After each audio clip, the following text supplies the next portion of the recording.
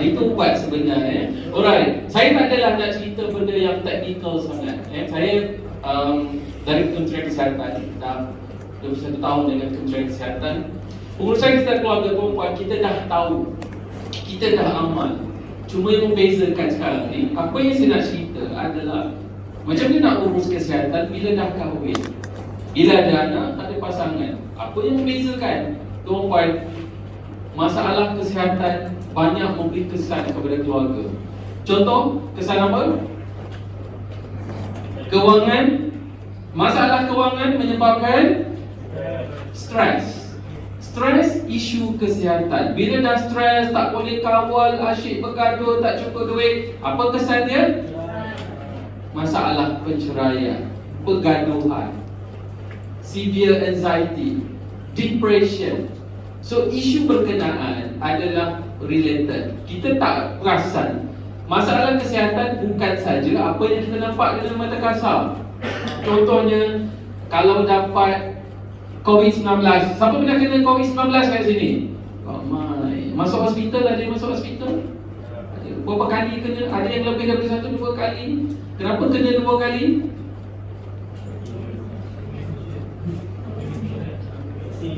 Tak bebas. Immunity.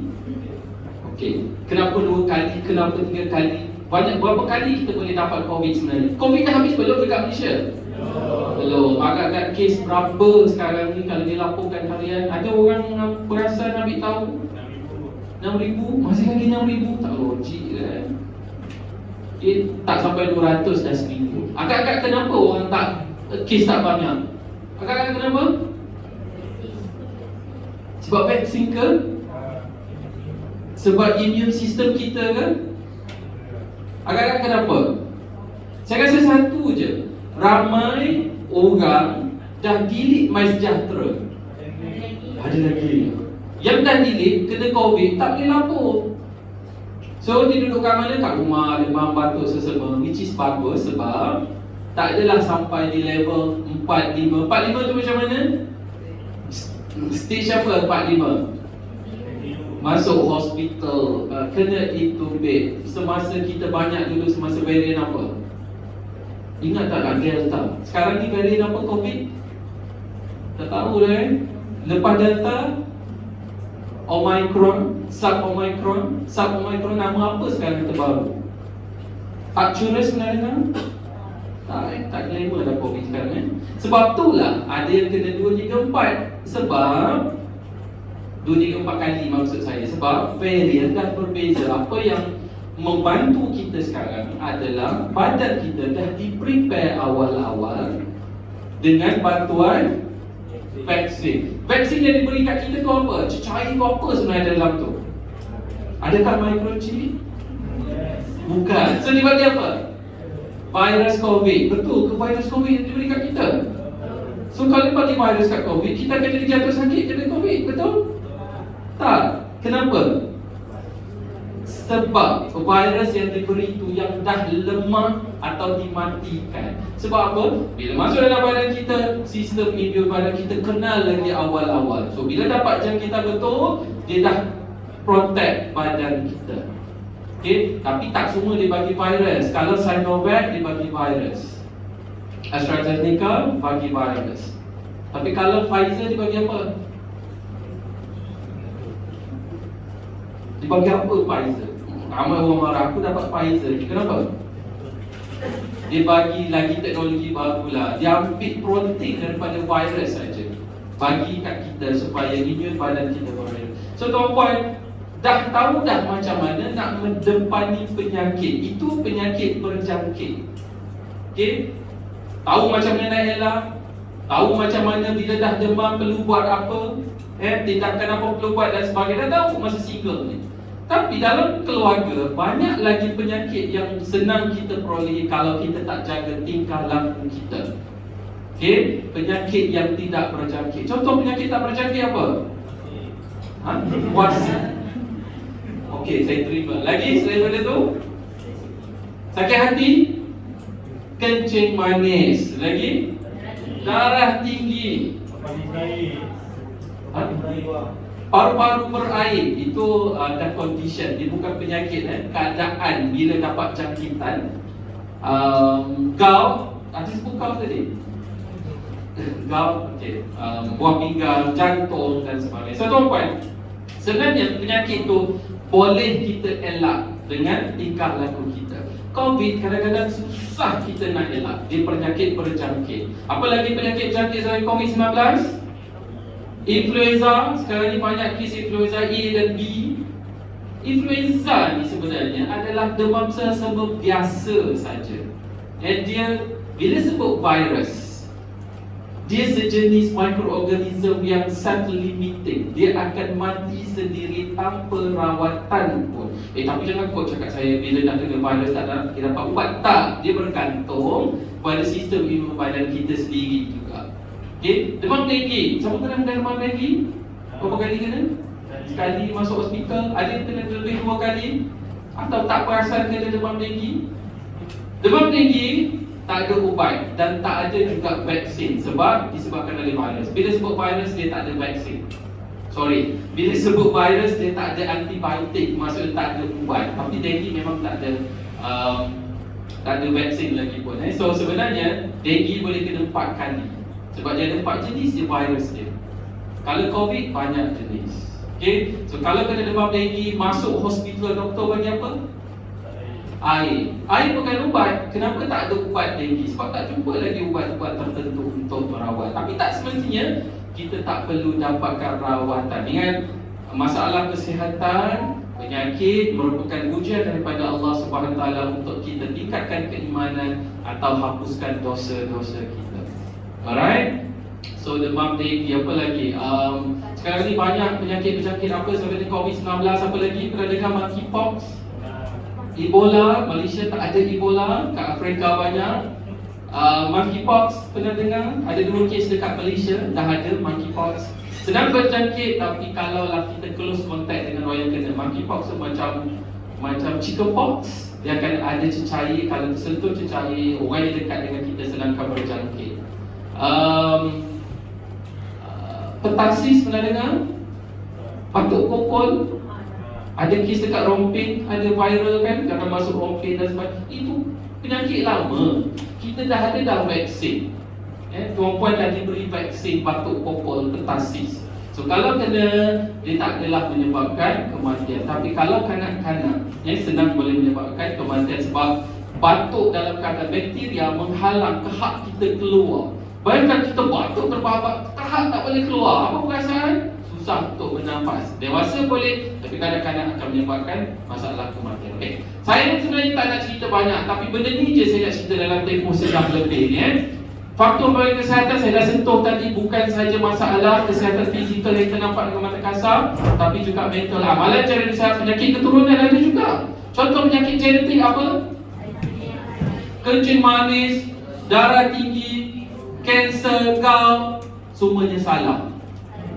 Itu penyakit tidak berjangkit, non-communicable disease.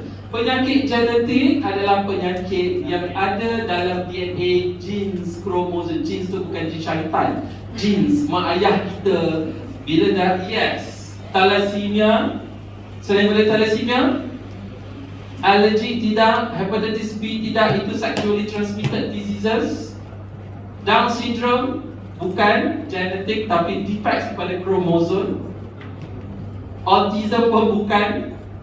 Pernah dengar tak penyakit seperti anemia? Defects kepada vitamin.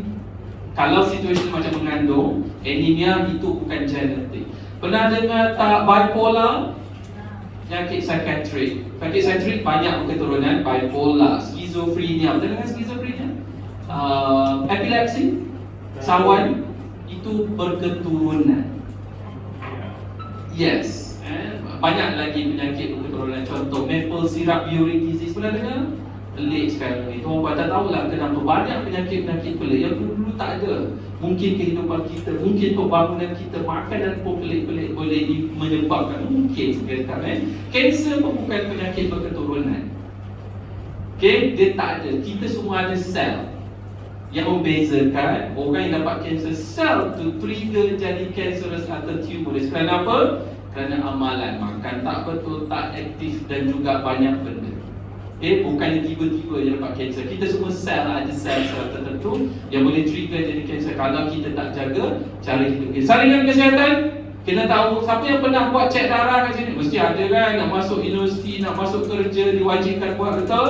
Tapi kalau dah berkahwin 35 tahun ke atas, wajib buat berapa kali setahun? Sekali setahun. Kita cek apa? Darah kita dia cek apa biasanya? Kencing manis, glukos dalam darah lagi, kolesterol, hyperkolesterolemia, dyslipidemia, yang dipanggil lipid profile. Selain pada tu, tekanan darah, air kencing ada dia cek. Nak cek air kencing, nak cek apa? Protein, creatinine, potasium. Kenapa sebenarnya kita kena tahu status kita? Untuk kenal pasti, kalau dah ada faktor risiko, apa perlu buat? Cegah, rawat awal. Tuan-puan, penyakit kencing manis, kalau dah glukos tinggi dalam darah, doktor cakap tak perlu makan ubat lagi, boleh reverse balik menjadi normal. Once doktor cakap dah dapat penyakit kencing manis, darah tinggi, apa lagi, buah pinggang tu, tak boleh reverse dah. Ia akan kekal dengan rawatan ubat-ubatan sebab untuk kawal saja. Okey. Sekarang ni saringan kesihatan, kalau dulu 35 tahun ke atas, sekarang dah boleh buat, 18 tahun dah boleh buat dekat klinik secara kerajaan. Macam mana nak buat? Dapatkan appointment melalui MySejahtera. Pernah buka tak appointment dekat MySejahtera?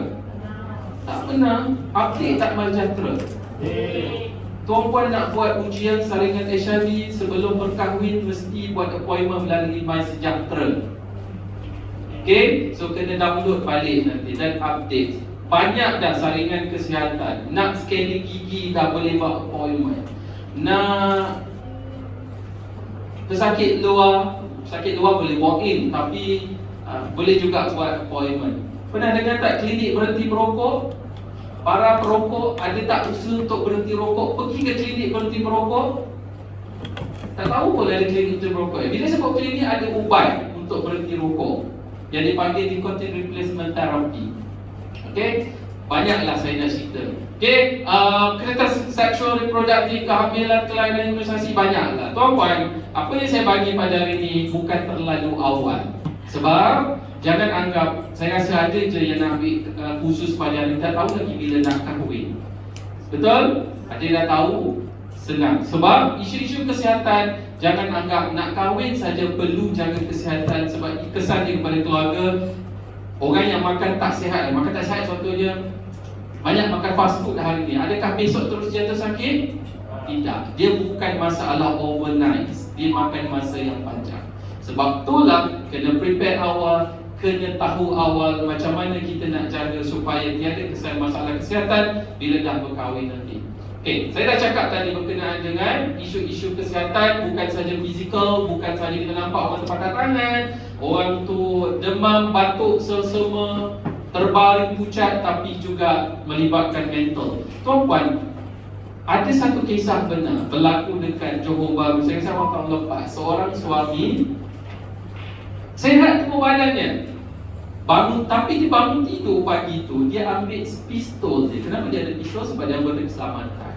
Dia buat apa? Dia tembak isteri dia sedang tidur. Physically sihat, tetapi bila ditanya kenapa, dia kata dia jealous kan isteri dia semalam dia nampak isteri bercakap dengan orang lain. Isu berkenaan emosi, kemarahan yang tak ada dikawal adalah kesan mental yang sangat memberi kesan dalam keluarga. Tuan-puan, semasa pandemik COVID yang lepas, kita berhadapan dengan PKP. Berapa kali kita PKP? Banyak. Yang besar 3 saya rasakan. Yang pertama, orang happy, tak perlu pergi kerja, sekolah ditutup. PKP kedua dah ada, dah yang bergaduh dengan polis. Sebab apa? Tak boleh buka kedai, dia pergi buka juga dalam rumah dia. PKP 3, masa ni lah ramai sangat yang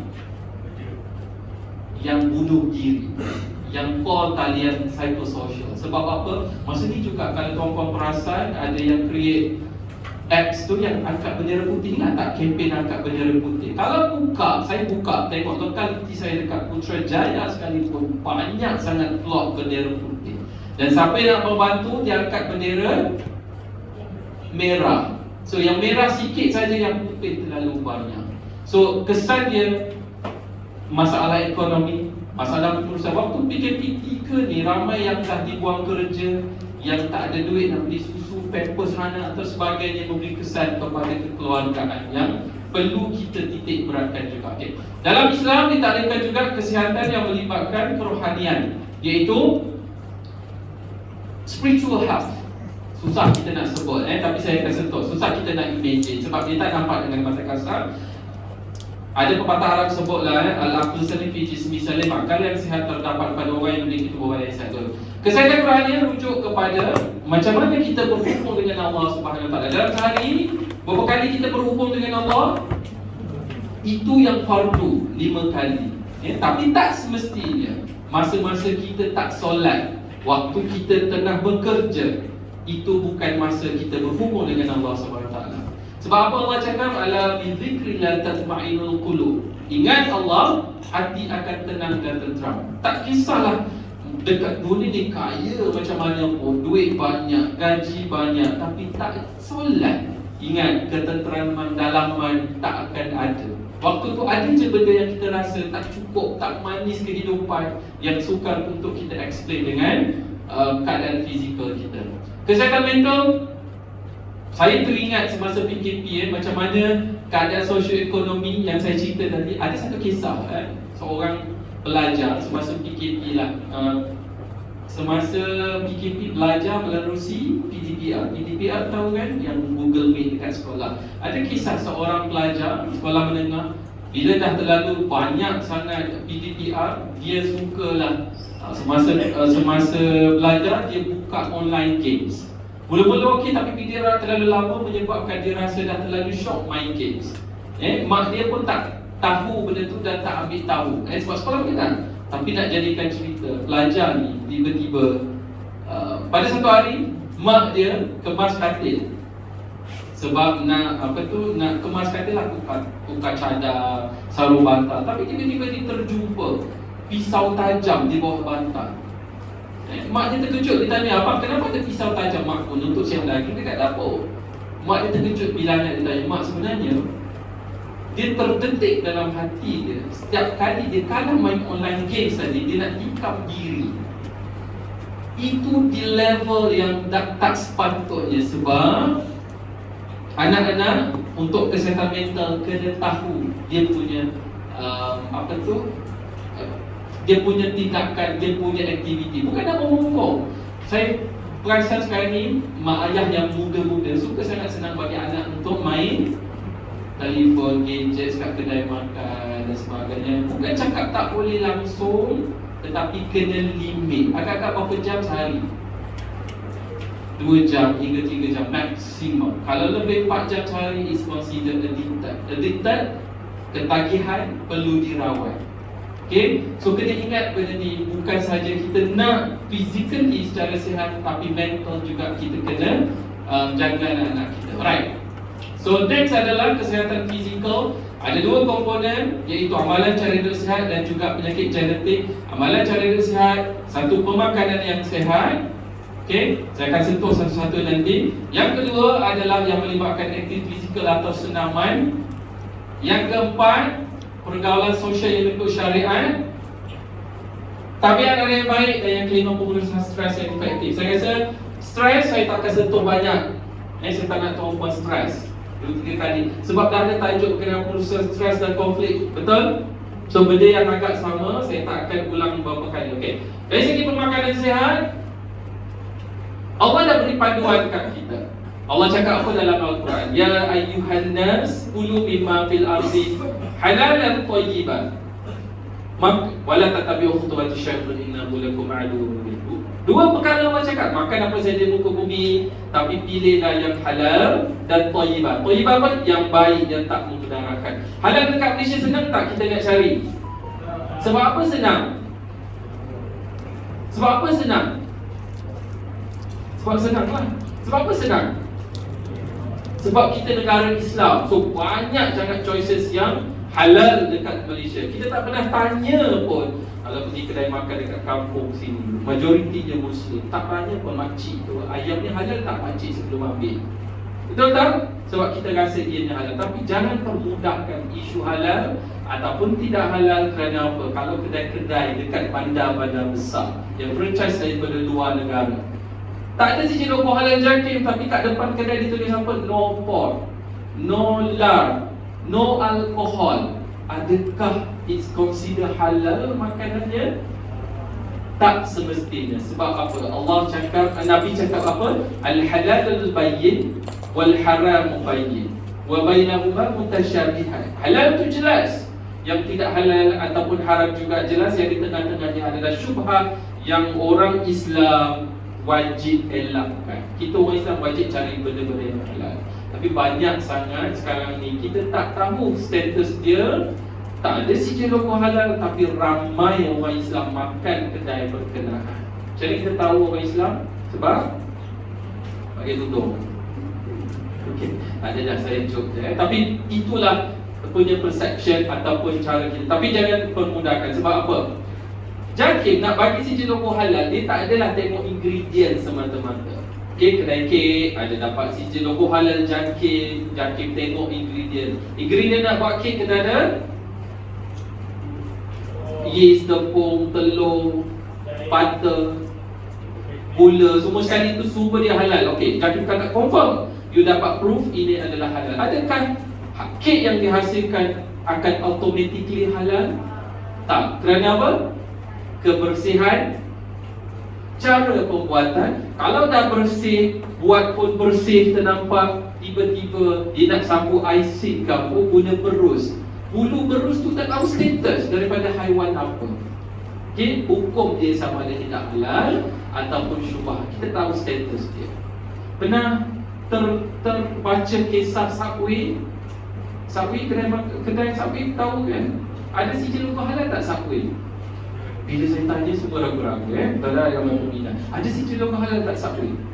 Ada, tak ada masalah. Tapi awal tahun lepas CJ halal dia di hold oleh JAKIM. Bukan ditarik balik tapi di hold, ditahan. Agak-agak kenapa? Ada terbaca tak kisah ni?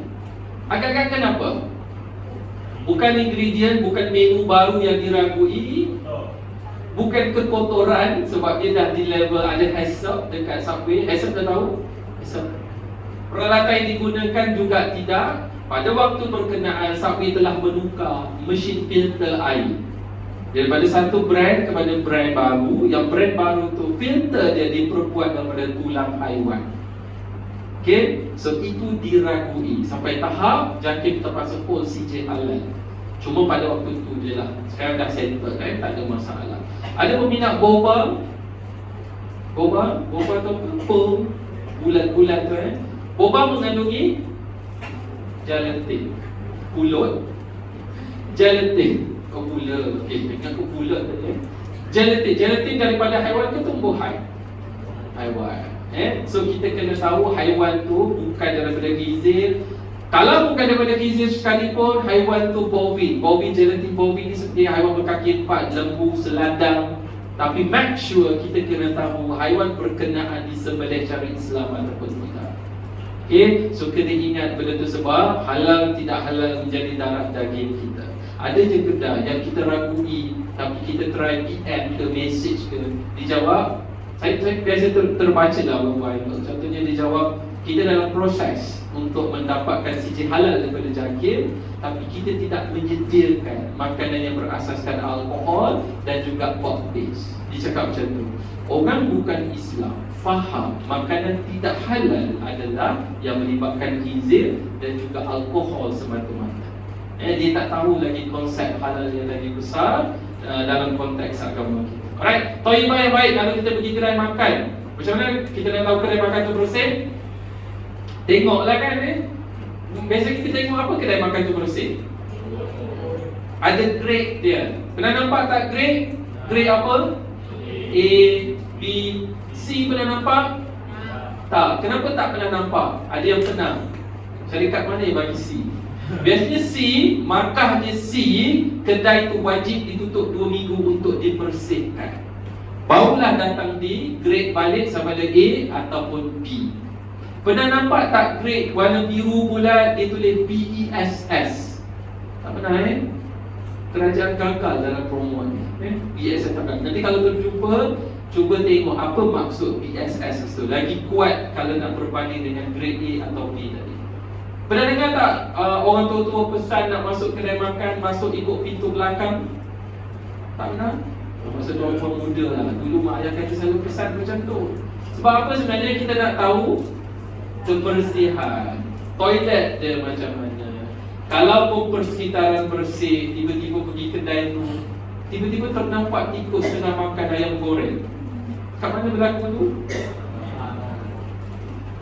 Macam tu So tak bermaksud bersih juga. Dia tak ada langsung vektor. Vektor tu haiwan atau serangga pembawa penyakit. Tikus, lalat, lipas.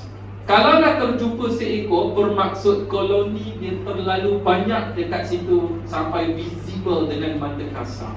Imagine kalau pada waktu malam dia akan merangkak sana sini dan sebagainya. Itu toyibah. Yang ketiga, makan mengikut konsep pinggan sihat Malaysia ataupun piramid makanan Malaysia. Pernah dengar piramid makanan kita? Pernah. Pernah dengar pinggan sihat Malaysia? Tak. Suku-suku separuh pernah dengar? Benar. Makan mengikut, kalau dia suruh makan ikut pinggan sihat Malaysia ni, bermaksud makan mengikut sukatan dengan betul, makan dengan seimbang. Macam mana yang dikatakan seimbang? Macam mana dikatakan makan dengan seimbang? Timbang dulu ke? Tidak. So apa yang dikatakan seimbang? Memenuhi khasiat seimbang dari segi tiga perkara, iaitu karbohidrat, protein dan juga fiber. Itu seimbang dari segi kandungan sukatan makanan. Kenapa pentingnya ada kandungan-kandungan seperti fiber? Penting tu apa? Fiber terdiri daripada apa? Sumber fiber kita adalah nasi fiber, nasi karbohidrat. So fiber kita daripada sayur dan buah-buahan. Kenapa pentingnya fiber? Digestion, multivitamin dan sebagainya, peredaran darah, banyaklah benda. Cuma karbo ni tak boleh juga lebih. Cuma jangan beranggapan makan banyak sayur aku dah lebih. Tak. Rakyat Malaysia 18 tahun ke atas 98% tak cukup makan sayur dan buah-buah. Apa berlaku kalau terlebih fiber? Cirit. Fiber banyak, logik cirit. Tapi tak, dia akan jadi sembelit juga. Kurang fiber akan sembelit, terlebih fiber juga sembelit. Okay, so kena maintain. Macam mana? Takkan saya nak sukat? Tak, makan apa saja macam sukatan je lah. Satu pinggan, sebelah pinggan tu separuh dia buah-buahan dan sayur-sayur. Nasi lemak contohnya. Nasi lemak sayur apa? Timun. Separuh untuk makan timun, boleh tak? Termuntah ke timun Improvise lah. Ada kan salad, ada pula buah, ada kangkung yang direbus dan sebagainya. Suku lagi adalah sumber protein kita. Contoh sumber protein, ikan, ayam, lembu, itik. Makanlah apa saja yang boleh dimakan. Cuma orang yang ada masalah buah pinggang kena sukat buat dia punya nilai protein. Biasanya kalau nasi, kalau fiber, sayur-sayur dan buah, makan banyak mana, separuh tu lebih kurang. Kalau tangan kita buka macam ni, ini sukatan satu. Kalau protein satu tangan. Maksudnya janganlah daging sekilo ke. Ikan seekor boleh daging sebesar kotak mancis. Pernah nampak lagi tak kotak mancis? So, dulu kalau dekat hospital, kalau bagi panduan kepada pesakit diabetes, kita cakap makan daging sebesar kotak mancis. Sekarang ni tak tahulah sebab tu kita buka macam ni saja. Okey, itu protein. Tapi masaklah dengan sihat. Contoh masak dengan sihat, kukus, rebus, panggang, barbecue, pindang, singgang, sup. Tapi ada juga yang nak makan dengan masak lemak cili api. Boleh ke? Boleh. Saya tak cakap tak boleh. Tapi ingat, santan adalah lemak tepu yang sangat sukar untuk dipecahkan kepada tenaga dalam aktiviti biasa kita. Okay, ingat dia macam juga fast food Suku lagi dalam sumber karbohidrat. Nasi, sama ada nasi, roti, mie, spaghetti. Kalau protein besar ni, kalau karbohidrat agak-agak satu penumbuk, satu genggam. Jangan genggam besar sangat, genggam macam ni seorang. Kalau lebih kurang nasi, satu genggam, satu senduk lah satu senduk, dua senduk macam tu. Cukup ke makan nasi satu senduk Cukup. Kenyang? InsyaAllah kenyang, insyaAllah. Tapi bertambah juga kan. Okay. Isunya kalau makan nasi satu senduk agak-agak tak kenyang. Kenapa? Apa yang kawal kenyang kita? Perut yang penuh dengan nasi bersenduk-senduk ataupun otak kita? Otak. So macam mana kita makan nasi satu genggam nak bagi mesej tak kenyang dekat otak kita? Minum air?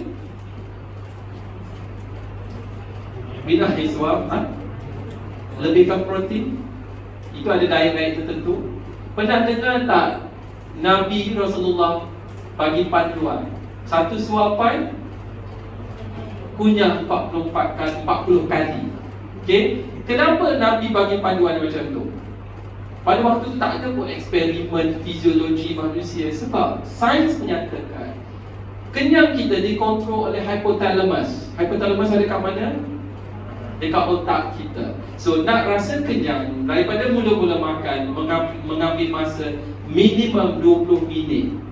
That's why Nabi cakap makan perlahan, sebab nak bagi mesej supaya kita cepat kenyang dengan makan sikit sekali. Makan nasi satu senduk boleh menyebabkan kita ke bulu ke?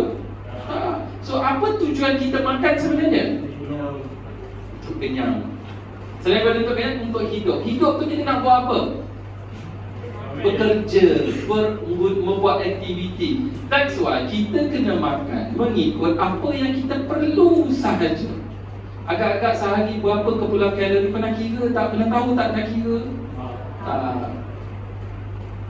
BMI, itu BMI kita keadaan berat badan kita. Tapi kepulauan kalori harian tak pernah tahu? Nanti Google kalori calculator. Kalau kerja-kerja biasa, contoh kerja biasa apa? Kerja pejabat saja. Tengok komputer naik tangga sikit, lift rosak pun dia marah. Parking pun nak dekat. Aktiviti seperti itu agak-agak berapa kilo kalori sehari? 1,800?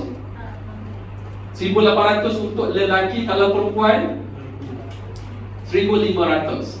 1,800, 1,500. Itu kerja-kerja biasa. Tapi kalau kerja-kerja yang banyak guna tenaga, contoh apa? Buat bangunan, kontraktor lah, nelayan, petani, Grab driver, Grab riders banyak tak guna tenaga? Tak, sebab apa? Sebab motor yang bawa dia kan. Kecuali lah rumah tu tak ada lift 16 tingkat naik tangga, itu banyak guna tenaga. Cuma saya nak cerita, kalau aktiviti biasa kita ambil ngam-ngam makan kita 1,800, dia akan bakar automatically. Tapi kalau hari ni lah, petang ni pergi dating, makan pula. Makan apa sebagai contoh? Saya tak nak sebut nama kedai. Snack plate tahu? Snack plate ada apa? Ayam apa ketul? Dua. Dulu besar, sekarang kecil sikit lah. Mungkin kalorinya sikit. Okay. Yang deep fry, daripada ayam dua ketul apa lagi? Bun, roti. Jus ada tu tambah apa? Coleslaw dengan mashed potato. Sebab tu ada soft drink. Agak-agak berapa kalori? Lebih kurang dia dalam 800 lebih. Bergantunglah, kalau ayam kecil kan kurang sikit lah 875. Okey. 875 adalah lemak tepu. Kalau kerja-kerja biasa dia tak akan terbakar. So kita kena top up dengan exercise. Exercise yang macam mana boleh bakar 875 fast food? Jogging macam mana? 875 fast food, lemak tepu. Perlu jogging atau berlari laju tanpa henti 3 jam setengah. Kalau tahu konsep ni, go ahead makan. Sebab apa? Kalau tak buat, kita hanya kerja-kerja biasa tapi makan lebih kalorinya, dia akan tidak dibakar dan akan meninggal. Akan akan menjadi lemak dalam badan kita. So lemak tu ada kat mana dalam badan? Perut, boroi, double chin, kelebih sana, kelebih sini. Itu yang nampak. Yang ada kat organ-organ, fatty liver, dekat jantung dan sebagainya. Tuan-puan kena faham konsep tu. Seimbang bukan sahaja dari segi nutrien tapi dari segi keperluan kalori harian. Sebab apa tuan-puan bab makan ni sangat penting? Kerana rakyat Malaysia ramai orang yang obese ataupun overweight. Dekat Malaysia ni kalau kita jumpa orang Malaysia, 10 orang, 6 orang adalah obese ataupun overweight. Agak-agak dekat Malaysia, negeri mana ramai orang obese ataupun overweight? Selangor. Sebab apa? Banyak kedai makan sedap ni. Selain daripada Selangor, Johor. Sebab apa nak ke Johor kan? Negeri Sembilan, Singapura. Singapura dekat Asia Tenggara dia antara yang terkurang. Paling kurus adalah Vietnam. Okay? So negeri yang paling tinggi orang yang obese dan overweight adalah Putrajaya. Macam dia tak?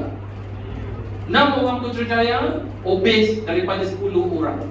So siapa yang buat aktiviti ramai dekat Putrajaya every day, every weekend, tolak-tolak anak? Siapa? Orang dengkil, bangi, kau yang pergi Putrajaya mungkin. Sebab Selangor kat bawah, Kelantan pun kat bawah. Yang makan manis-manis ni tak ada. Mungkin juga semasa buat kajian ni orang Kelantan duduk kat Putrajaya. Mungkin juga Putrajaya mana ada orang asal kan? Banyak sekali daripada orang luar. Okey tak? Saya gurau kita tapi betul itu fakta. Okay. Untuk persediaan berkahwin, berkeluarga, tuan-tuan kena faham isu kesihatan akibat pemakanan banyak. Utamanya masalah berat badan. Masalah berat badan bukan condition saja tapi dia faktor risiko kepada penyakit. Banyak punca penyakit akibat daripada berat badan. Masalah suka hamil, berat badan meningkat boleh menyebabkan hormon progesteron juga menurun. Okay, kena ingat. That's why kalau dah lambat dapat baby, pergi ke hospital, klinik, doktor cakap turun berat badan lebih dahulu. Sebab ada indication dari segi hormon. Masalah pemakanan, masalah sexuality, terutamanya mati pucuk. Apa kaitan mati pucuk dengan makan? Aku makan masuk ikut saluran esophagus, sedangkan mati pucuk berlaku dekat zakar. Apa kaitan dia? Saluran darah. Kerana apa? Tersumbat dengan lemak, kolesterol, banyak lagi asap rokok dan sebab makan adalah benda tu. Sebab zakar darah dengan kembar dengan sempurna perlu darah dipump dengan cukup ke saluran periferi. Periferi itu saluran sangat-sangat halus dalam zakar. Kalau ada glukos tinggi dalam darah, kalori tinggi, kolesterol tinggi akan menyebabkan dia tak sampai dengan sempurna. Walaupun nafsu kita membuat-buat tapi dia takkan naik dengan sempurna. Alright, masalah lain juga asap rokok dan sebagainya. Okay, itu bab makan. Yang kedua, penyakit juga diperoleh akibat daripada pergaulan kita yang tidak mengikut syariat, iaitu contohnya berzina, melakukan hubungan seks yang bebas. Sama ada lelaki dengan perempuan yang dia buat sebelum kahwin ataupun selepas kahwin. Kalau selepas kahwin dengan siapa? Dengan pasangan yang bukan dikahwini. Dengan siapa? Dengan one night stand, dengan pelacur, dengan skandal. Itu membawa risiko penyakit-penyakit bawaan seksual. Ataupun hubungan seks lelaki dengan lelaki, homoseksual. Hubungan seks luar tabi'i lagi senang untuk mendapat penyakit bawaan seksual. Jangan anggap hubungan seks ni buat sekali je rasa virus, bakteria tak sempat berjangkit, itu salah. Ataupun buat ringan-ringan, tak adalah masuk dalam, tak adalah pancut dalam, kat luar je, tepi-tepi je, rasa tak sempat berjangkit penyakit, itu juga salah. Oral sex boleh berjangkit tak penyakit bawaan seksual? Boleh, tapi risiko dia terlalu rendah. Kecuali pada masa oral sex, mulut ada luka. Ada luka apa? Ulcer, gusi luka, kemaluan ada kudis, risiko akan menjadi tinggi. Okay, pada waktu berkenaan. Ciuman, air liur, peluh bukan medium jangkitan penyakit bawaan seksual.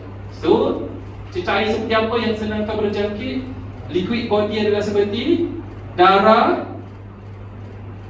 air mani, apa lagi? Air apa lagi?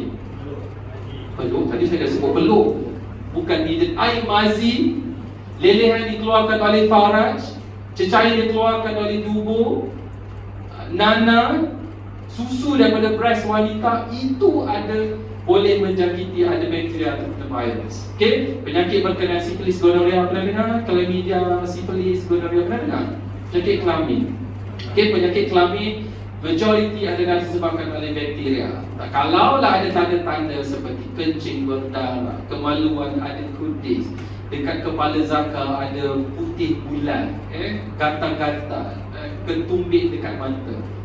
Kalau ada membuat perkara-perkara berisiko, maksud saya. Kalau tak buat, tiba-tiba ada ketumbik, itu bukan tanda-tanda dia.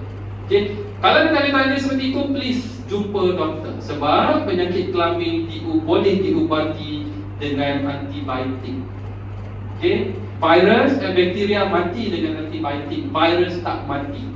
Okay, that's why kena jumpa. Jangan beli ataupun guna ubat tradisional ke tak, sebab bakteria mati dengan antibiotik hanya diberi. Hepatitis B, C, hepatitis C banyak, tapi hubungan seksual menjangkiti B dengan C yang boleh menyebabkan sirosis atau beradang kepada hati, yang boleh menyebabkan kematian ataupun kronik, penyakit-penyakit kronik. HIV, saya akan sentuh nanti. HPV pernah dengar? Human Papilloma Virus? Tak pernah. Kita mungkin menjangkiti melalui hubungan seksual lelaki dan perempuan ada, tapi perempuan dia senang menjadi kanser. Sebab HPV dia akan menyebabkan sel kanser dekat pangkal rahim menjadi abnormal. Yang dipanggil kanser pangkal rahim ataupun kanser cervix. So apa perlu buat? The only cancer yang boleh kita elak sebelum jadi kanser adalah kanser cervix. Tapi dia kematian keempat wanita Malaysia.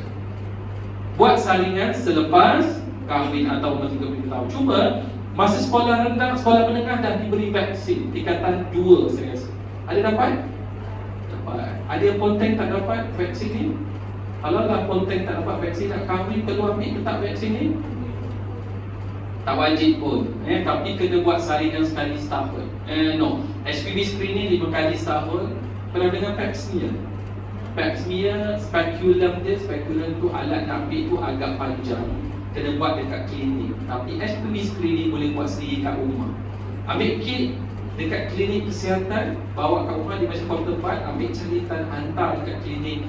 Kalaulah klinik cakap, doktor call, kata dah abnormal HPV, maksud tak jadi kanser lagi, kena buat pap smear. Kalau doktor tak call, benda tu normal dan perlu repeat balik selepas 5 tahun. Kalau dah kahwin, sexually active, umur 35 tahun ke atas. Okay, so kena buat sebab itu untuk elakkan daripada adanya penyakit. Okay, aktiviti fizikal ingat, kalau tadi fast food, kalau tak nak pun bakar, kena maintain kecergasan. Dalam sehari, dalam seminggu kena maintain 150 minit seminggu. Nak senang 30 minit 5 kali sehari. Ada yang cakap aku tak sempat lah nak buat kerja shift, kerja malam tak ada. So apa perlu kita buat kalau kita tak boleh nak exercise secara rutin? Buat jogging, swimming, tak boleh. Apa perlu kita buat? Kena aktif. Elakkan duduk terlalu lama. Duduk terlalu lama berapa lama? Lebih 2 jam. Kalau yang main games, break that sedentary. 2 jam bangun, berjalan, baru duduk balik. Itu sedentary. Ataupun buat kerja-kerja rumah. Contoh kerja rumah yang boleh membantu meningkatkan kecergasan apa? Menyapu, mengemas rumah, masak. Itu je. Jemur baju, iron baju, basuh kereta. Boleh menggerakkan otot-otot besar. Sebab itulah Allah menghendaki suami bantu isteri buat kerja-kerja rumah. Ada kajian cakap cuci pinggan dekat rumah boleh menghilangkan rasa stres. Setuju ke tak? Ya ke? Tidak. Makin stres? Makin stres. Cuci pinggan sejam boleh bakar 110 kilo kalori. Banyak mana kalau pinggan sejam? Berapa keping? Banyak. Kalau cuci kereta 1 jam boleh bakar lebih kurang 350 kilo kalori. Agak-agak makanan apa 350 kilo kalori? Snapchat lagi. Roti canai kosong sebiji 350 lebih kurang. Itu tak termasuk kuah. Kuah kari, kambing, ayam, itik. Kalau yang suka kuah banjir, dia akan jadi double. Ingat, kuah-kuah banjir, nasi kandar ke apa, kalau dia banjir, it's considered kalori dia adalah double. Si kandar biasa 600, 500, 600. Kalau kuah banjir akan jadi 1200. 1,200 makan tengah hari, sedangkan keperluan kalori kita 1,800. So nak makan breakfast dengan dinner tinggal lagi 200 saja. So benda tu yang kita kena faham. Kalau makan juga 1,000 dinner akan jadi lebih dah. So benda tu dah yang perlu kita seimbang. Alright. Tabiat yang baik, elak stres. Cukup rehat. Berapa jam kita sepatutnya rehat dalam sehari? 8. Rakyat Malaysia tak cukup tidur, betul? 6,5 jam saja. Agak-agak kenapa tak cukup tidur? Main handphone. Gadgets mengandungi blue lights. Blue lights akan trigger hormon kita, suppress serotonin. Serotonin diperlukan untuk kita rehat dan tidur rasa letih. Kalau banyak, kalau sedikit menyebabkan kita alert terlalu lebih. Sebab tu dah tak sedar. Tiba-tiba tengok TikTok, joget sana joget sini dah 3 pagi. Benda tu yang trigger kita menjadi tak cukup rehat. Sebenarnya rehat benda simple, tapi sebenarnya kalau tak cukup rehat berpanjangan boleh compromise sistem imun badan kita. So senanglah dapat demam batuk MC, demam batuk MC. So productivity akan menurun. Okey, jaga kebersihan diri dan persekitaran. Contoh-contoh penyakit yang disebabkan oleh persekitaran tak bersih, contohnya apa? Dengue, COVID-19, monkeypox, semua itu adalah keadaan hygiene kita. Ingat dulu COVID-19 banyak disebabkan oleh sentuhan. Dulu-dulu masa COVID-19, kita berapa tahun dah COVID? 4? Advance-nya baru 3. Februari depan baru 4. Awal-awal message untuk elak COVID adalah cuci tangan. Ingat tak? Tak ada lagi pakai mask, pakai hand sanitizer, tak ada. Waktu tu cuci tangan selalu bila dah sentuh tempat-tempat yang yang senang untuk kita sentuh. Sebab apa? Dalam 1 jam kita sentuh benda-benda yang ada virus. Kajian cakap 1 jam kita senang, ataupun dalam 1 jam kita sentuh muka kita dengan jari 23 maksimum kali. 1 jam. Maksudnya kerap. Sebab itulah ada virus terus korek hidung, so masuk ikut rongga, menyebabkan jangkitan. Sebab itulah kena cuci tangan. Berapa langkah cuci tangan? 6, 7, 8. Suka hati. Tapi make sure adalah lebih 20 minit sekali cuci. 20 minit, 20 saat. 20 minit tak pergi mati cerita habis saya. 20 saat satu session. Okey. Leptospirosis pernah dengar? Tak pernah? Kencing tikus? Pernah. Leptospirosis lah, kencing tikus. Nama bakteria dia. Okey. Kencing tikus biasanya macam mana boleh berjangkit? Sungai, air, kencing tikus apa tu? Tikus kencing dekat atas, kita mandi kat bawah. Biasa mandi menyelam sikit, masuk air dekat rongga mata, hidung, telinga, mulut, so akan dapat jangkitan. Kalau dekat rumah suka simpan stok sardin ke apa ke, sebelum nak masak tak cuci, tikus kencing juga akan menjangkiti. Okay. Yang bagusnya kencing tikus dapat rawatan awal boleh menyelamatkan nyawa sebab disebabkan oleh bakteria, ada antibiotik. Itu kencing tikus ada ubat. Tapi kalau penyakit kencing kawan tak ada ubat, betul tak? Susah kan nak rawat. Okay. Perokok, I'm sure ada perokok kat sini. Tak isap rokok pun isap pot, electronic cigarette, nanostick. Rokok kita tahu patuannya haram.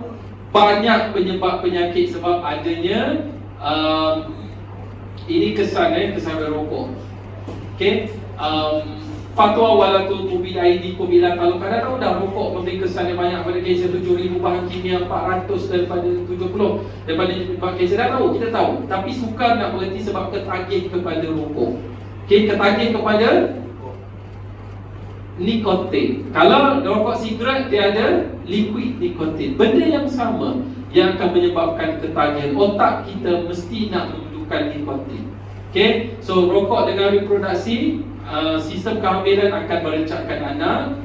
Dan tuan-puan kena ingat, jangan anggap rokok tu dapat dekat perokok saja. Kalau dah berkahwin, pasangan yang duduk dekat akan dapat direct secondary smoke. Tapi kalau tak duduk dekat sekalipun, isap rokok dalam kereta seorang-seorang, buka tingkap, kesan yang ketiga masih ada. Asap rokok diserap oleh semua jenis semua jenis permukaan dalam kereta sekalipun jadi kekal dekat situ 1 tahun, berinteraksi dengan ozon akan mengeluarkan bahan kimia baru. Rokok, elektronik, sigaret ke apa tak ada faedahnya. Perokok pun tahu tak ada faedah, saya tahu. Sebab apa? Sebab itulah perokok dia tak pernah nak start isap rokok dengan baca Bismillahirrahmanirrahim. Setuju? Betul? Kan ada yang buat. Okay, sebab dah tahu dah tak ada fungsi, tak ada benda yang baik daripadanya. Okay. So sebenarnya macam mana nak elakkan? Kena make sure jangan isap rokok di tempat-tempat tertutup, dalam rumah, dekat meja makan. Meja makan, berapa meter kena boleh isap rokok? 3 meter. Tapi sekarang ni rakyat Malaysia takut nak tegur perokok yang isap rokok dekat tu. Banyak sangat kisah ditampar ke apa kan. Itulah. Sebenarnya tuan-puan, perokok dekat Malaysia 15 tahun ke atas minoriti saja, 21% je. So majority adalah bukan perokok. So yang majority ni kena pertahankan hak kita untuk menikmati udara bersih bebas daripada asap rokok. Boleh buat macam tu? Boleh.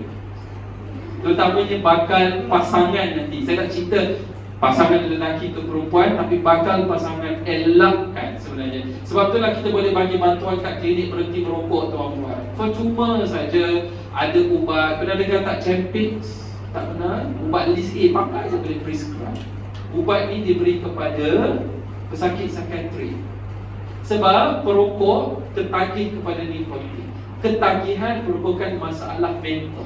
So perokok juga ada masalah mental. Itu kita kena ingat dan diklasifikasikan penyakit berkenaan. So perlu dapatkan rawatan, nikotin replacement therapy dan sebagainya. Okey. Kalau cakap elektronik sigaret, apa beza dengan rokok vape? Dengan rokok sigaret, vape, elektronik sigaret, nanostick, apa beza dia? Apa beza dia? Tak guna api, tak guna api. Itu je. Apa beza tadi? Okey. Yang keluar daripada vape, elektronik sigaret adalah partikel air. So, dia bahaya tak kepada orang sekeliling? Tak. In principle, tidak membahayakan orang sekeliling sebab dia bukan macam asap. Okey. Adakah itu menunjukkan dia lebih baik merokok sigaret? Tidak. Dia mengandungi liquid nikotin. Dia tak ada bahan kimia lain, tapi dia still ada propylene glycol dan sebagainya. Tapi liquid nikotin perlu dipanaskan guna bateri. Bila dipanaskan, dia mengeluarkan logam. Logam ni sangat bahaya. Bila disedut oleh paru-paru, alveola, alveola tahu? Alveola, kalau paru-paru cabang-cabang yang halus tu, dia akan menyebabkan tercedera. Sebab itulah sekarang dah ada penyakit baru didaftarkan akibat daripada vape. 16 kes dekat Malaysia, iaitu EVALI. Benar dengar? EVALI. Paru-paru dia dah tak berfungsi sebab mengeluarkan cecair darah akibat vape, lama-kelamaan guna. Okay, itu penyakit baru yang tuan pun kena sedar lah. Alright, dadah saya sikit lah. Banyak jenis dadah, ketum pun juga dadah. Dan hari tu saya terbaca polis Putrajaya menyatakan pejabat awam dekat Putrajaya ramai yang guna ketum, air ketum. Tak tahu tak apa. Tadi obesiti Putrajaya juga. Apa nak berlaku dengan Putrajaya ni? Orang tak percaya kerja apa? Komen ni. Alright, cuma tuan-puan, kalau dulu kita tahu penagih dadah akan ditangkap masuk pusat pemulihan, itu dah jadi tabu. Kita takut kalau lah suami saya ke pasangan saya ke, takut tak masuk pusat pemulihan. Tapi sekarang ni dah jadi macam walk in. Maksudnya dapatkan rawatan pemulihan untuk mengurangkan ketagihan. Kalau dekat klinik kesihatan kita ajar ada methadone. Kalau dekat AADK ada cure and care services atau klinik. So boleh dapat kerawatan, tapi tak semesti tuan-puan, tapi orang yang kita kenali, saudara mara, kawan-kawan, dapatkan bantuan. Ketagihan perlu dirawat, bukannya kita tak buat apa saja. Okey, alkohol saya sikitlah, tak banyak. Kenapa kita keluar satu-satu kan? Okey, penyakit genetik saya dah cakap tadi. Thalassemia hemophilia, tahu hemophilia? Pernah dengar hemophilia? Hemophilia ni macam kalau ada defect dekat enzim darah, menyebabkan kalau kita luka dia tak akan beku, menyebabkan pendarahan bleeding yang banyak. Tu Pak. Pernah dengar G6PD? Adik ada G6PD? Anak saudara. G6PD keturunan juga. Macam mana dia ada defects kepada enzim darah G6 tu lah So menyebabkan kalau termakan something macam kacang parah, dia boleh rupture salur darah dia. So dia kena tahu lah daripada awal. Biasanya daripada baby kita akan dapat defect. So thalassemia boleh dielak menerusi perkahwinan. Kalau lah tuan-puan, I'm sure tak ada yang ada thalassemia, betul? Tapi tak semestinya bukan pembawa genes thalassemia. Kalau dua-dua kahwin, mak bakal isteri, bakal suami pembawa genes thalassemia, anak kalau 4 orang, seorang akan dapat thalassemia, 25%. So, thalassemia ni menyusahkan sikit keluarga lah. Perlu tukar darah, transfusion darah sekali sebulan sekali pergi hospital, makan ubat. Banyak penyakit lain macam ada type 1 diabetes mellitus, ada thyroid, ada masalah jantung. So benda ni boleh dielakkan dengan perkahwinan. Saringan tak wajib kepada bakal pengantin, tapi kalau nak buat sendiri at your own cost dekat swasta. Kerajaan tak. Macam kawan saya, dia kahwin, dia dah buat saringan. Dia dapat 3 orang anak semua normal. Tapi bila ada saringan percuma dekat hospital dia buat, dia dapati dia dua-dua pembawa. So apa perlu buat? Doktor suggest dia potong tube fallopian untuk tak dapat anak keempat. So 3 orang je lah anak, alhamdulillah normal. Itu sebenarnya yang saya terbaca dekat social media, ada yang tak jadi kahwin, putus tunang. Itu decision masing-masing. Okay, benda ni tak akan menyebabkan tak boleh kahwin atau sebagainya. Okay, saringan kesihatan secara berkala saya dah sentuh tadi. Bukan saja cek darah, dekat rumah boleh buat pemeriksaan sendiri. Kalau perempuan, pemeriksaan sendiri payudara. Kenapa penting untuk pemeriksaan sendiri payudara? Nak cek apa? Tanda-tanda awal kanser payudara. 7 langkah BSE, breast self examination. Nak cek apa? Boleh cek sendiri dekat Google. Apa nak cek? Sama ada ketulan, dekat ketiak pun nodus yang sama. Tapi tak semestinya itu adalah kanser. Mungkin juga cyst atau sebagainya, bergantung. Kalaulah sakit sebelah, banyaklah boleh cek. Kena konsisten suami, kena buat pemeriksaan, bantu isteri. Sebab nak elak kes-kes kanser payudara, lambat dapat rawatan, dia senang metastasis, berjangkit kepada organ lain, senang menyebabkan kematian. Okay, so nak elak benda tu, please check selalu keadaan payudara supaya kita detect awal, rawat awal, boleh menyelamatkan nyawa. Supaya tak berlakunya kanser. Kalau lelaki, pemeriksaan sendiri testis tahu apa? Batu berketul, atau nama modern sekarang lato-lato tu. Okay, apa yang perlu dicek? Nak cek apa? Bentuk, petak, bulat, bujur. Okay, satu adalah biasanya lepas mandi, keadaan dia relax, masuk bilik, tengok depan cermin, tanpa pakai baju, make sure batu tu simetri. Janganlah ukur dengan membaris, taklah, nampak tu simetri. Kalaulah bengkak satu, kalaulah ada perubahan warna dekat skrotum, ataupun tak pernah cek, tiba-tiba cek, hilang sebiji. Agak-agak dilari ke mana sebiji tu? Siapa nak curi? Agak-agak dilari ke mana? Tak sedar sebab tak sakit. Dia akan masuk saluran atas. Kalau sakit, mungkin hernia. Pernah dengar kipasan? Atau benign prostatic hyperplasia. Kalau tak sakit, tak sedar, tak pernah hiraukan mereka berdua kat bawah, dia hilang sebiji tak sedar, mungkin akan menyebabkan kanser testis. Dah ada kes sekarang banyak dekat rakyat Malaysia yang kanser testis. So kena check, jangan abaikan mereka berdua. Alright, tu kat rumah. Okay, pemeriksaan HIV untuk bakal pengantin adalah diwajibkan, tahu kan? HIV dengan AIDS adalah sama ke tak sama? Sama ke tak HIV dengan AIDS? Tak. HIV virus. Virus ni tak semestinya akan menyebabkan AIDS. Setuju ke tak? Kita confused lagi. HIV automatically akan menyebabkan AIDS ataupun tidak? Tidak? Ya atau tidak? Tak tahu. Kalau dulu, ya, automatik akan menjadi AIDS selepas 20 tahun. Tapi sekarang kita dah ada rawatan. Betul tak HIV dah ada rawatan sekarang? Ada tak HIV ada rawatan ke tak? Ada ubat tak HIV? Ada ubat dah sekarang ni. Tapi bukan ubat mematikan virus HIV.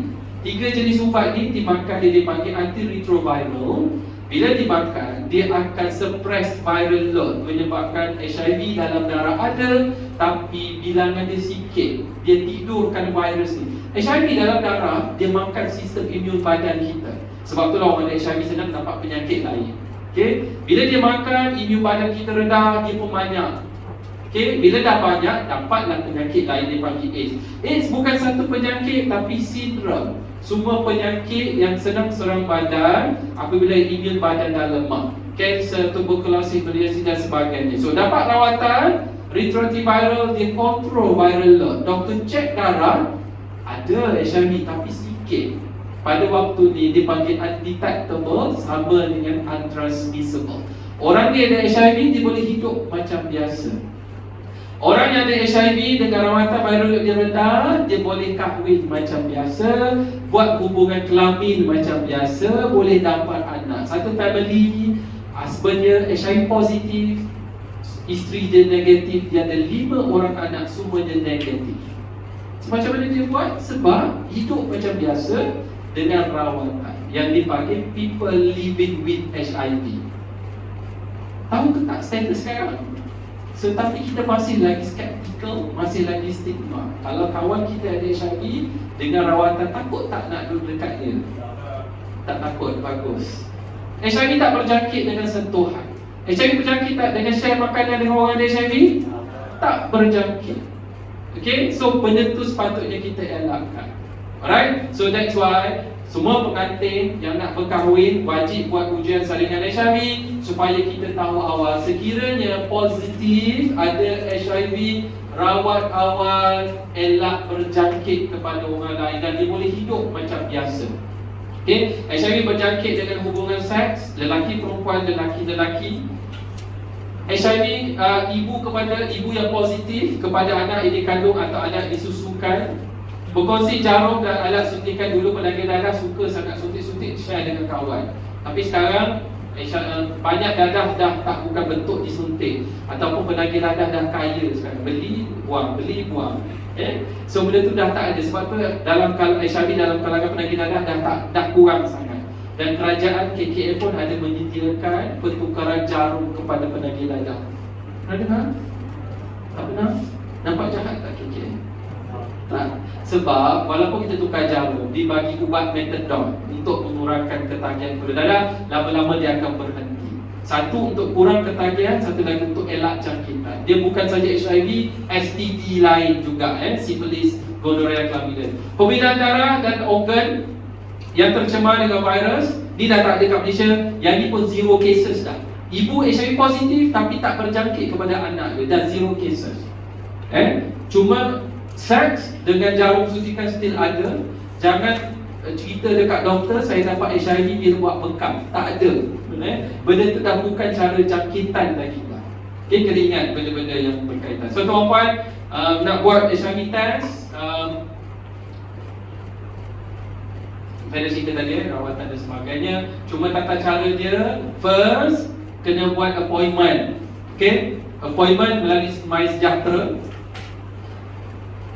Mana-mana klinik kesihatan. Kalau nak kahwin dekat KL tapi kerja dekat Selangor, seorang lagi kerja dekat Seremban, duduk kat Seremban, nak kahwin dekat KL, kat mana boleh buat? Klinik mana? Negeri mana? Kat KL, mana-mana je klinik kesihatan kerajaan. Kalau decide jom kita buat HIV test dekat Sabah, belilah tiket flight pergi buat kat Sabah, boleh. Asalkan klinik kesihatan kerajaan, swasta tak boleh, hospital tak boleh, lab swasta juga tak boleh. Boleh buat tapi tak boleh disahkan dekat borang untuk perkahwinan. Dan tahu dah cara nak berdaftar untuk perkahwin? Dan cerita? Besok, okey. Semasa tuan-puan nak mendaftar dekat sistem SPIN tu, isi borang akan print, automatically akan keluar borang HIV test yang ada nombor rujukan masing-masing. Guna borang tu pergi ke klinik selepas buat appointment. Jangan pergi klinik minta borang. Dekat pejabat agama minta borang, tak, download sendiri. Kalau saya cerita sistem SPIN, ataupun dekat negeri lain ada di Munakahat, mungkin negeri lain ada sistem print baru isi. Tapi kalau sistem SPIN wilayah Persekutuan, isi online, print tu dah ada nama masing, nama rujukan. So borang tu kena buat. Ingat ada 2 sistem, jangan confuse. Untuk appointment MySejahtera, untuk orang sistem spin semasa daftar perkahwinan. Dua benda yang berbeza. Bukannya orang tu boleh dapat dekat MySejahtera, jangan confuse. Okay? Saya tak ada MySejahtera, tak ada smartphone. Macam mana nak buat?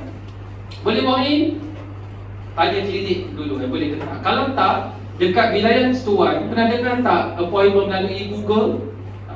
Search Google klinik kesihatan yang dekat KL, dia akan keluar link kepada qmed-asia.com.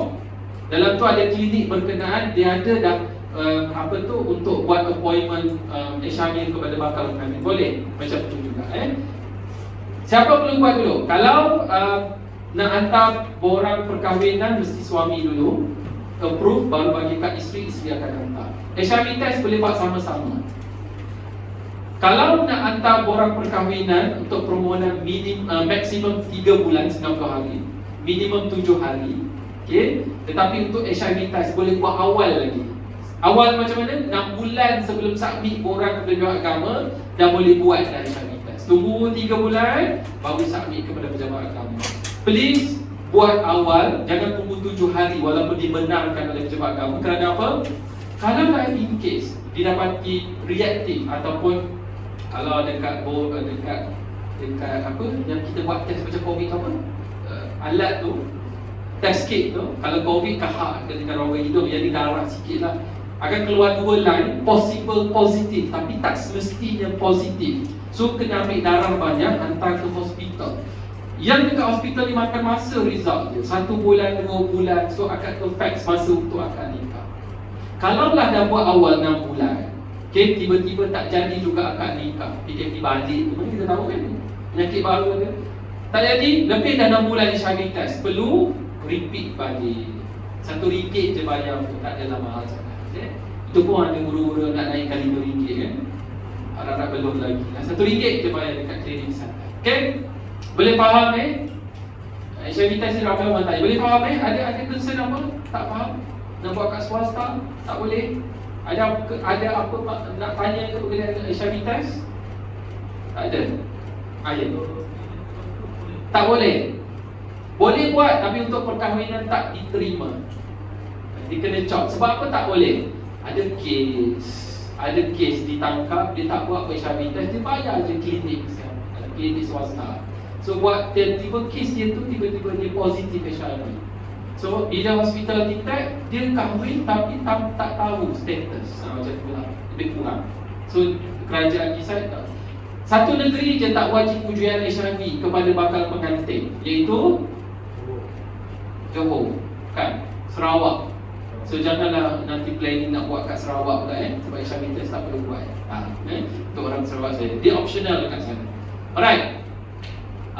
Bila positif, ini akan adalah tata cara dia. Ingat, bila positif tak semestinya tak boleh kahwin. It's not end of your life. Orang yang ada HIV boleh hidup macam biasa dengan rawatan dan elakkan. Cuma isu dia stigma, stress, stigma, family dan sebagainya. Yang tu yang perlu kita tahu, sebab HIV tu dah jadi macam penyakit-penyakit lain yang bergantung pada ubat. Kencing manis makan ubat, darah tinggi makan ubat. Cuma HIV ni boleh berjangkit, itu je. Okay?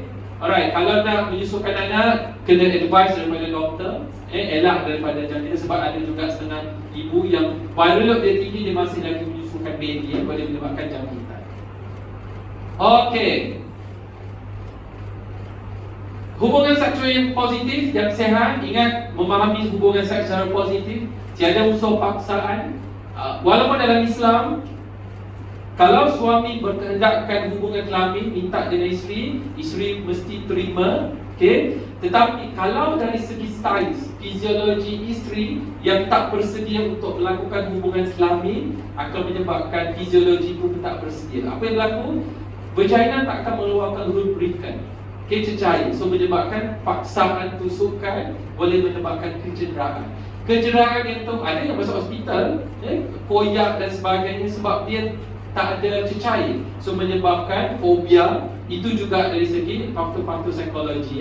So ingat, benda ni bukan saja suka-suka, tapi untuk keharmonian rumah tangga juga. Masalah seksual, disfungsi ereksi saya dah cerita, ejakulasi pramatang, pancuk awal juga masalah, tapi dia tidak menyebabkan lambat dapat zuriat dan sebagainya. Tapi kena ingat ia kehormatan rumah tangga. How soon pancuk awal tu? Dia bukan start dengan foreplay, itu tak dikira. Kalau lah masa foreplay dah terpancut, itu severe. Okay, sangat-sangat teruk. Tapi yang premature ejaculation rate bergantung kepada bila penetration kepada vagina kurang 1 minit dan terpancut, termuntah, itu consider perlu dapat rawatan. Ada ubat-ubat psikoterapi dan sebagainya yang perlu diperolehi daripada kesihatan. Okay.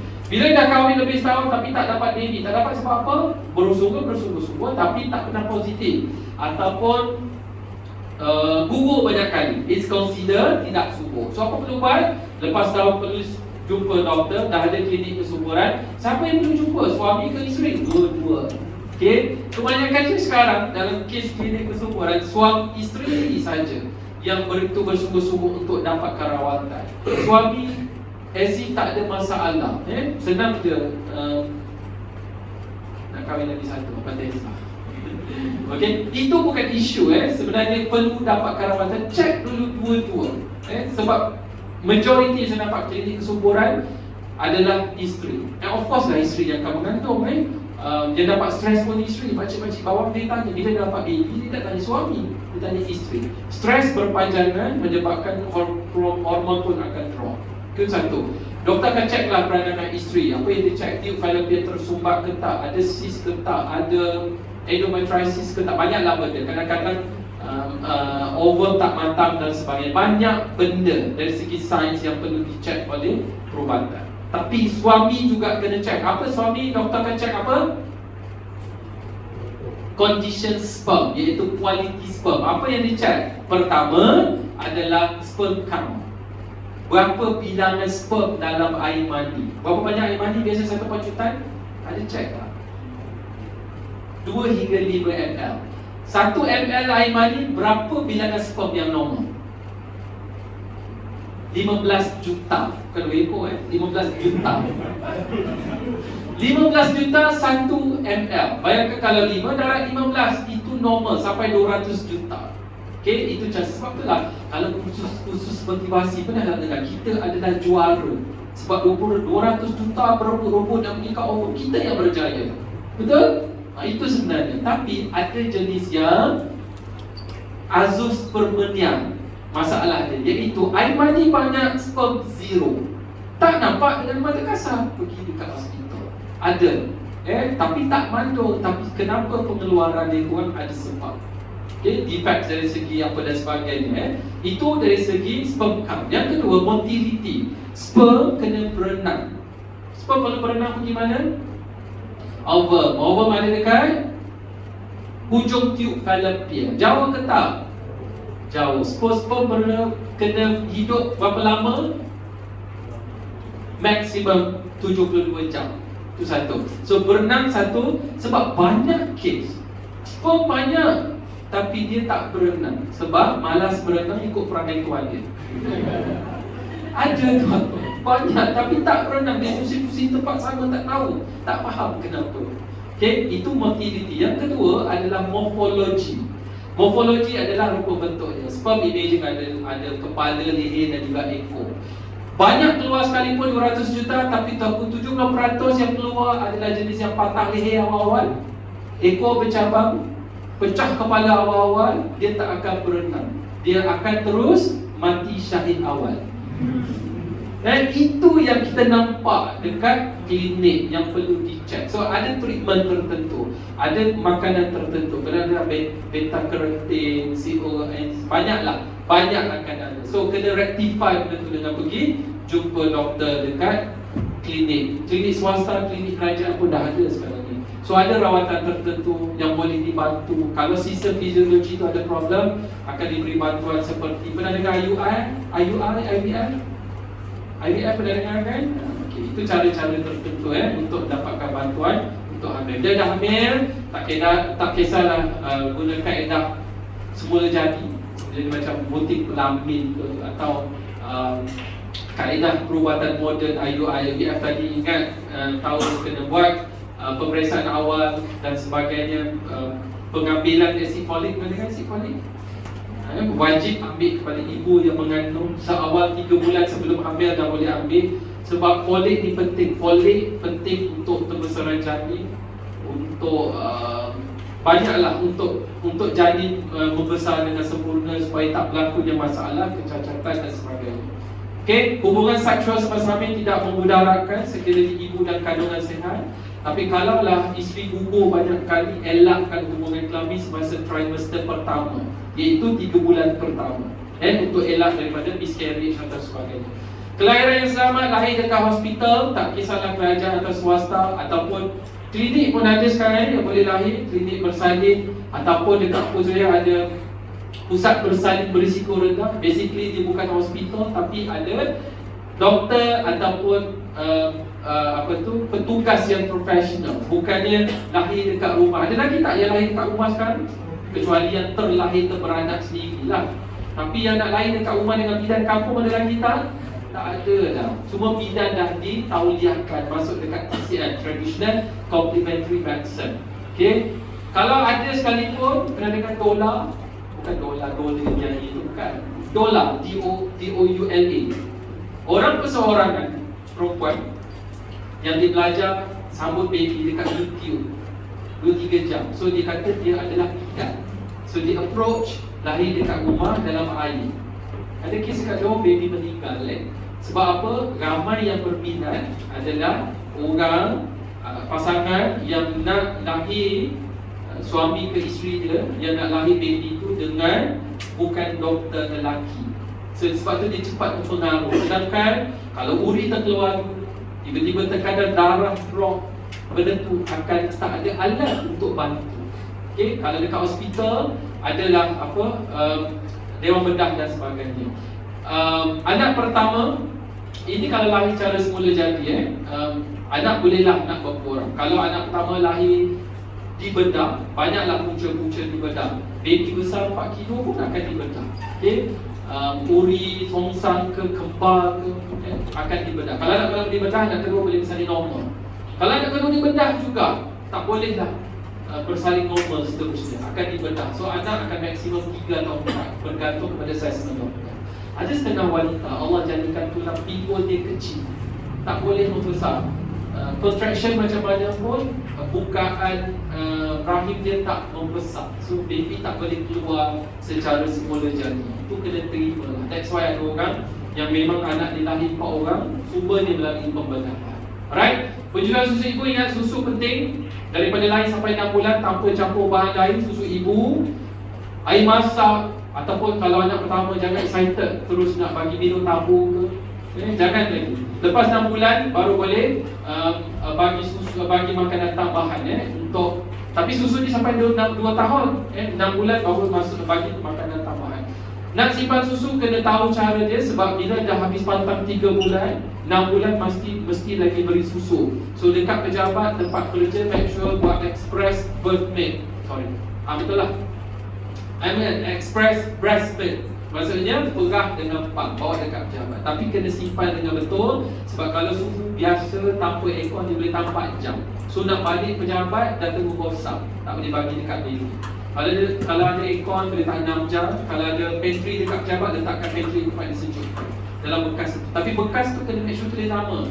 Dekat peti sejuk pejabat ni ramai orang guna kan. Isteri kan, kalau silap hari bulan kawan sejabat terambil, dia buat teh tarik, apa berlaku? Apa kesan dia? Anak susuan kalau baby, kalau besar dia tak ada status kawan susuan dalam Islam. Alright, makanan dia saya dah cerita tadi tapi imunisasi saya cerita.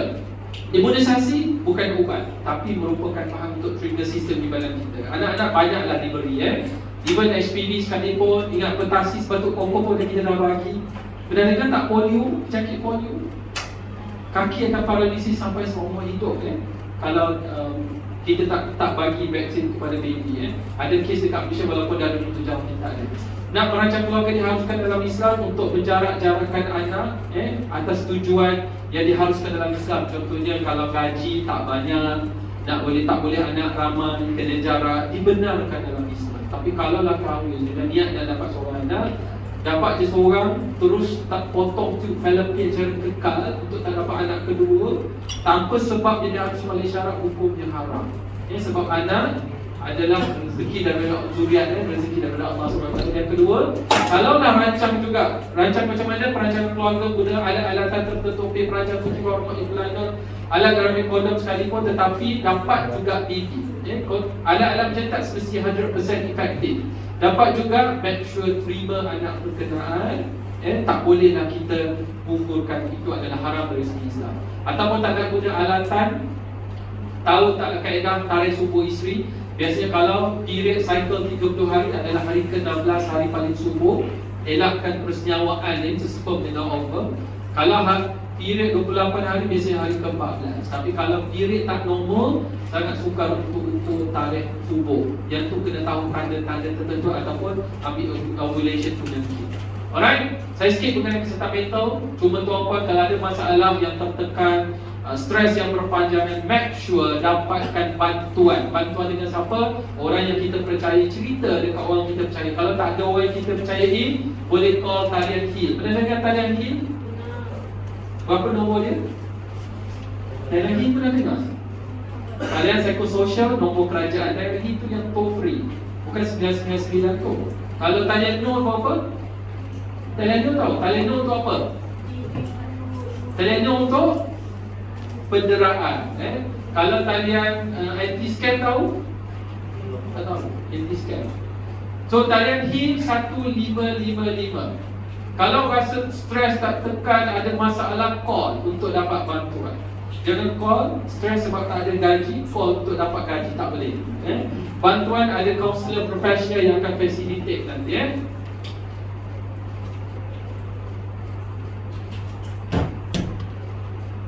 Okay. Sebelum asal saya dah complete sebab kita akan asal sekejap lagi. Saya rasa saya complete sebelum asal. Ada soalan yang ditanya? Ada soalan yang ditanya? Sama dia faham? Atau oksigen tak sampai dekat otak lagi? Masih dekat perut lagi? Kalau faham, Alhamdulillah.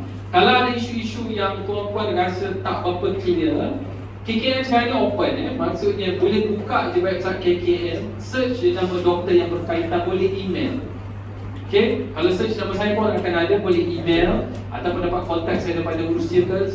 I'm willing to answer all the questions. Kalau saya tak boleh jawab, saya akan minta bantuan daripada kawan-kawan sendiri dekat KKM. Tapi yang berkaitan dengan pengurusan kesihatan keluarga. Okay.